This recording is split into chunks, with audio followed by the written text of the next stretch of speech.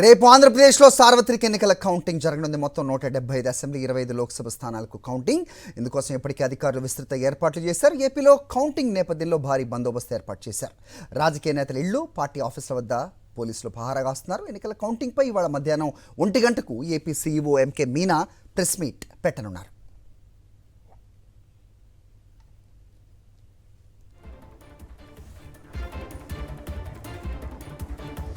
Right, ఇక counting ఏర్పాట్ల సంబంధించి కౌంటింగ్ సెంటర్ల వద్ద ఎలాంటి పరిస్థితి మా కరెస్పాండెంట్ శ్రీనివాస్ ఒంగోలు నుంచి అడిగి తెలుసుకుందాం. శ్రీనివాస్, చెప్పండి. సో రేపు కౌంటింగ్ నేపథ్యంలో ఎలాంటి భద్రతా ఏర్పాట్లు చేస్తున్నారు, ఏంటి కౌంటింగ్ సెంటర్ల వద్ద పరిస్థితి? శ్రీనివాస్. హరి, కౌంటింగ్ రేపు దాదాపు 24 గంటల్లో రేపు టైం మాత్రం ఉందని చెప్పొచ్చు. రేపు ఉదయం 5 గంటల కల్లా కౌంటింగ్ కేంద్రం వద్ద హడావుడి మొదలయ్యే అవకాశం ఉంది. మొత్తం కూడా కట్టుదిట్టమైన భద్రతా ఏర్పాటు చేసిన పరిస్థితి. గతంలో ఎన్నడూ చేయనటువంటి విజువల్స్ మనం ఈరోజు చూస్తున్నామని కూడా చెప్పొచ్చు. ఎందుకంటే ఎక్కడ ఎలాంటి అవాంఛనీయ సంఘటనలు జరుగుతున్న ఒక టెన్షన్ వాతావరణం పోలీస్ డిపార్ట్మెంట్లో ఉంది. గడిచిన పోలింగ్ రోజు నుంచి 11వ తేదీ ఎప్పుడైతే పోలింగ్ ముగిసిందో ఆ రోజు నుంచి ఈ రోజు వరకు పోలీసులు నిత్యం వాళ్ళ పని వాళ్ళు చేస్తున్నారని చెప్పొచ్చు. ఎక్కడ ఏం జరుగుతుందో ఒక టెన్షన్ వాతావరణంలో ఉన్నటువంటి పరిస్థితి ఉంది. అదే పంతాలో రేపు ఒక్కరోజు కనుక గండం గడిచినట్టయితే ఊపిరి పీల్చుకుందామన్న ఒక ఆలోచనతోటి పోలీస్ డిపార్ట్మెంట్ ఉందని చెప్పొచ్చు. ఎలక్షన్ కమిషన్ ఆదేశాల మేరకు పెద్ద ఎత్తున బెటాలియన్లు దించినట్టు పరిస్థితి ఉంది. ఒంగోలుకు సంబంధించిన కనుక అయితే ప్రకాశం జిల్లాలో ఉన్న 8 నియోజకవర్గాలకు సంబంధించి ఒంగోలు పార్లమెంట్ స్థానానికి సంబంధించి ఒంగోలు రైజ్ కళాశాలలో రేపు ఉదయం కౌంటింగ్ ప్రారంభం కాబోతుంది. రైజ్ కళాశాల హైవేలో, నేషనల్ హైవేలో ఉంటుంది. NH-16 ఇటు చెన్నై టు కలకత్తా వెళ్ళేటువంటి జాతీయ రహదారి ఆనుకున్నటువంటి ఈ రైజ్ కళాశాలలో రేపు కౌంటింగ్ ప్రారంభమవుతుంది.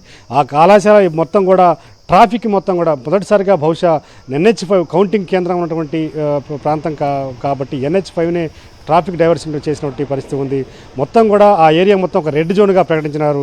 దాదాపు 1 కిలోమీటర్ దూరంలో జనసంచారం లేకుండా చూస్తామని పోలీసులు ఇప్పటికే ప్రకటించారు. ఎవరిని కూడా ఐడి కార్డు లేకుండా ఆ ప్రాంతం లోపలికి, కాలేజ్ లోపలికి అనుమతించేది లేదు. ఎవరైనా సరే అందులో మీడియా పర్సన్స్ కానీ లేకపోతే ఏజెంట్లు కానీ ప్రతి ఒక్కరికి కూడా ఐడి కార్డు ఉంటేనే అలౌ చేస్తాం. ఇక సెల్ ఫోన్ల విషయానికి వస్తే ఎవరికి సెల్ ఫోన్లు అనుమతి లేవని కూడా ఇప్పటికే ప్రకటించినటువంటి నేపథ్యంలో దాదాపు జిల్లాలో ఉన్నటువంటి సమస్యాత్మకమైనటువంటి ప్రాంతాలన్నింటినీ ఐడెంటిఫై చేసినటువంటి పోలీసులు ఇప్పటికే దాదాపు 156 గ్రామాల్లో పికెటింగ్ ఏర్పాటు చేశారు. ఎక్కడ గొడవలు జరగకుండా అక్కడ ఆయా గ్రామాల్లో ఉన్నటువంటి వాళ్ళందరూ కూడా పోలీసుని అక్కడ డిప్లాయ్ చేయడం జరిగింది. మరోపక్క మొత్తం కూడా కౌంటింగ్కి సంబంధించి కనుక చూసినట్లయితే రేపు ఉదయం 8 గంటలకల్లా పక్కాగా కౌంటింగ్ ప్రారంభమయ్యే అవకాశం ఉంది. ఉదయం 6 గంటలకల్లా లోపుగానే 6 గంటలకల్లా మొత్తం ఏజెంట్లంతా లోపలికి వెళ్లాల్సిన అవసరం ఉందని కూడా ఇప్పటికే ఎన్నికల కమిషన్ ప్రకటించిన నేపథ్యంలో మొత్తం జిల్లాలోని 8 నియోజకవర్గాలకి ఒక్కో నియోజకవర్గానికి దాదాపు 22 రౌండ్లు అత్యధికంగా ఉన్నాయి. 14 రౌండ్లు అత్యల్పంగా ఉన్న నేపథ్యంలో దాదాపు సాయంత్రం 5 గంటలకల్లా మొత్తం కౌంటింగ్ ప్రక్రియ పూర్తి అయ్యే అవకాశం ఉంది.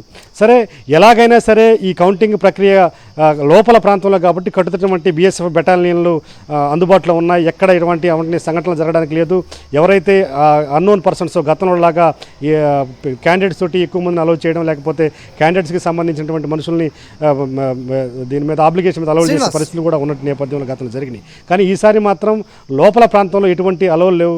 బయట గొడవలు జరగకుండా చూసే కార్యక్రమం మాత్రం పోలీస్ డిపార్ట్మెంట్ చాలా అప్రమత్తంగా ఉందని చెప్పొచ్చు. చెప్పండి. ఏర్పాట్లో భాగంగా కొంతమంది బైండ్ ఓవర్ కేసులు కూడా పెట్టి వాళ్ళని తీసుకెళ్లడం కూడా మనం చూస్తున్నాం. విశాఖ లాంటి ప్రాంతాల్లో అయితే ఎలాంటి కేసులు లేకపోతే ఎలాంటి నేర చరిత్ర లేని వాళ్ళ మీద కూడా బైండ్ ఓవర్ కేసులు పెట్టడం జరిగింది, ముఖ్యంగా వైఎస్ఆర్సీపీ నేతల మీద. మీ దగ్గర ఉన్న ప్రాంతంలో ఎలాంటి పరిస్థితి కనిపిస్తుంది? ఇక రెండో విషయం, సో గెలుపు వచ్చిన తర్వాత కూడా ఎలాంటి ఊరేగింపుగా వెళ్ళకూడదు అనేది కూడా ఒక రెస్ట్రిక్షన్ పెట్టిన నేపథ్యంలో సో వీటన్నిటికీ సమాయత్తమై ఉందా యంత్రాంగం అంటే ఏం చెప్తారు? ఖచ్చితంగా ఒక రాజకీయ పార్టీలకు ఒక ఆందోళన కూడా ఇప్పుడు మీరు చెప్పినట్టుగా ఏదైతే బైండ్ ఓవర్ కేసులు ఈ జిల్లాలో అయితే ప్రకాశం జిల్లాలో ప్రధానంగా 267 రౌడీ షీట్లు తెలిసినటువంటి పరిస్థితి ఉంది. దాదాపు అంటే మన పోలింగ్ రోజు జరిగినటువంటి ఘర్షణలు, వాళ్ళకి నోటీస్ చేసినటువంటి అల్లర్లని దృష్టిలో పెట్టుకుని 267 మంది మీద ఈ జిల్లాలో రౌడీ షీట్లు ఓపెన్ చేసినటువంటి పరిస్థితి ఉంది. ఒక ఒంగోలులోనే చూసుకుంటే కనుక దాదాపు 70 మందికి పైగా వైఎస్ఆర్ కాంగ్రెస్ పార్టీ చెందినటువంటి కార్యకర్తల మీద రౌడీ షీట్ ఓపెన్ చేశారు.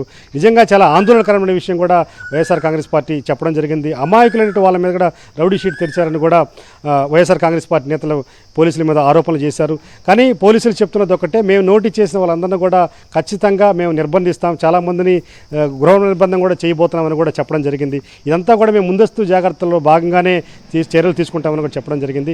ఏదేమైనప్పటికీ ఖచ్చితంగా మేము తర్వాత జరిగిన అల్లర్లను నిరోధించాలంటే ఇలాంటి చర్యలు తీసుకోవాలని పోలీస్ డిపార్ట్మెంట్ చెప్తుంది. ఇప్పటికే అన్ని ప్రధాన రాజకీయ పార్టీలకు సంబంధించినటువంటి కార్యాలయాలు, అలాగే ప్రధాన లీడర్స్ ఎవరైతే ఉన్నారో జిల్లాలో వాళ్ళ ఇళ్ల వద్ద కూడా కట్టుదిట్టమైన భద్రతా ఏర్పాట్లు చేశామని కూడా పోలీస్ డిపార్ట్మెంట్ చెప్తోంది. ఎందుకంటే తర్వాత జరిగేటువంటి రిజల్ట్ తర్వాత జరిగినటువంటి ఉత్సాహము, అలాగే విజయోత్సవాలు, తర్వాత ఆనందంతో జరిగినటువంటి ఈ వైరాలు, గొడవలు జరిగే అవకాశం ఉందన్న నేపథ్యంలో ఖచ్చితంగా ఆయా ప్రాంతాల్లో మేము కట్టుదిట్టమైన భద్రతా ఏర్పాట్లు చేయాల్సిన అవసరం ఉందని ఒక జాగ్రత్తతోటి పోలీసులు ముందుకెళ్తున్నటువంటి పరిస్థితి ఉంది. కాబట్టి ఖచ్చితంగా మేము విజయోత్సవాల్లో కూడా ఎవరు జరగకుండా అడ్డుకునే ప్రయత్నం చేస్తామని కూడా పోలీస్ డిపార్ట్మెంట్ ప్రకటించింది. ఓకే.